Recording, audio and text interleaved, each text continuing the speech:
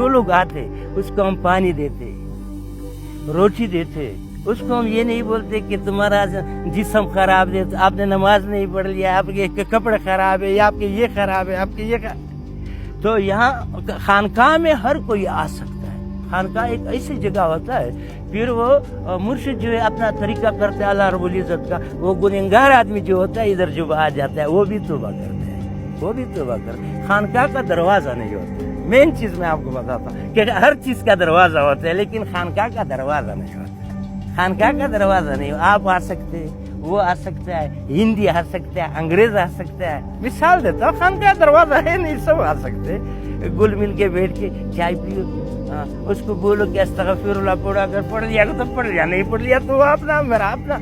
ये जन्नत जो है ये अल्लाह के रहम पे है, दर्जे जो है इबादत पे है, ये इबादत।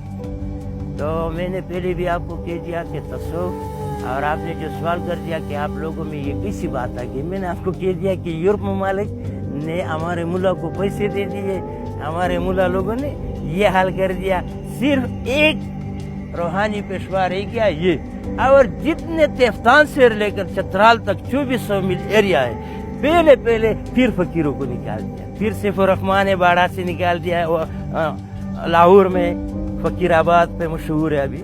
इस तरीके से आदिल बाबा था, दूसरा था, लेकिन ये लोग साफ बोलते हैं कि हम वो दम तावीज़ वाले नहीं है, हम बंदूक चलाने वाले भी है, हमने ब्रिटिश को भगाया है।